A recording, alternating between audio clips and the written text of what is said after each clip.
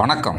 Salem எம்ஏநாதன் YouTube நேயர்களே, இன்றைக்கி ஆரியம் இட்லி எப்படி செய்யலாம் அப்படிங்கிறத நம்ம பார்க்க போகிறோம். நல்லா ஆரோக்கியமான இட்லி. வெறும் அரிசி இட்லியே சாப்பிட்றதுக்கு பதிலாக இது கொஞ்சம் மாற்றி நம்ம செஞ்சு சாப்பிடலாம். சிறுதானிய உணவுகள்னு சொல்லுவோம் இல்லையா, அது மாதிரி செஞ்சு சாப்பிட்டுக்கலாம். இதுக்கு எப்படி நம்ம இப்போ அளவுகளை போடுறோங்கிறத பார்க்கலாம். ஒரே அளவுள்ள ஒரு டம்ளர் எடுத்துக்கிறோம். ஒரு டம்ளர் அரிசி போட்டுக்கலாம், இட்லி அரிசி. 2 டம்ளர் ஆரியம், அரை டம்ளர் உளுந்து, குண்டு உளுந்து போட்டுக்கலாம். கொஞ்சம் வெந்தயம் போட்டு தண்ணி ஊற்றி, ஒரு தண்ணி 2 தண்ணி ஊற்றி கழுவி 3 தண்ணி ஊற்றி கழுவிட்டு நல்லா அழுக்கு போக கழுவி வச்சிடலாம். ஃபைனலாக தண்ணி ஊற்றி ஊற வச்சிடலாங்க.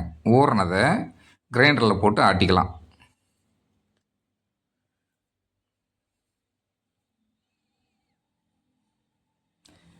நல்ல இட்லி பதத்துக்கு மிக மிக லேசான குறைன பதமாக எடுப்போம் இல்லையா, அது மாதிரி எடுத்துக்க வேண்டியதாங்க.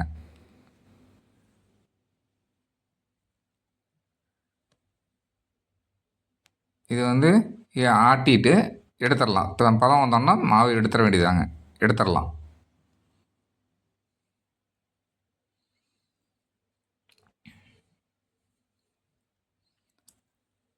இதை நம்ம இட்லி மாவு பொதுவாகவே நாள் கணக்கெல்லாம் வச்சுக்கிட்டு இருக்கக்கூடாதுன்னு சொல்லுவாங்க. எடுத்தாச்சு, எடுத்து அப்படி மூடி வச்சிடலாம். மறுநாள் அதை ஒரு கலந்து ரொம்ப கெட்டியாக இருக்குது, கொஞ்சம் தண்ணி ஊற்றிக்கலாம்.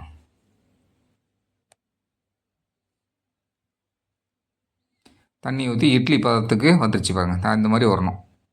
இந்த மாதிரி இதுதாங்க பதம், இட்லி பதம். தண்ணி இட்லி பானை வச்சேன், தண்ணி கொதிச்சோடனே இட்லி தட்டி வச்சு இட்லிக்கு ஊற்றிக்கலாங்க. அவ்வளோதாங்க, அப்படியே ஊற்றலாம் வேண்டியதான். இதை அன்னன்னைக்கு நம்ம மாவு ப்ரிப்பேர் பண்ணி சாப்பிட்ணுங்க.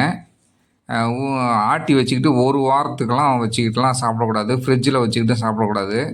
இன்றைக்கி பாருங்கள், ஆட்டினோம், இன்றைக்கே முடிஞ்சிருச்சு. கொஞ்சம் மாவு இருக்கும், அதை தோசை ஊற்றிக்கிட்டாங்கன்னா சரியாக போயிடுச்சு. அவ்வளோதான், ஆரி மாவு இட்லி ரெடிங்க. பாருங்கள், ரெடி ஆயிடுச்சுங்க. ஆரி மாவு இட்லி ரெடி ஆயிடுச்சு. எடுத்துட வேண்டியது தான். சூடாக இருக்கும் இல்லையா, பாருங்கள், அவ்வளோதான். அப்படியே பறக்க வேண்டியதான். பாருங்கள், சூடாக ஆவி பறக்க சாப்பிட வேண்டியதான். இட்லி, சாம்பார்,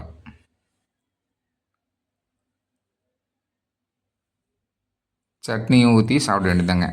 நன்றி நேயர்களே. நமது சேனலை சப்ஸ்கிரைப் பண்ணுங்கள், லைக் பண்ணுங்கள், கமெண்ட் பண்ணுங்கள். நன்றி.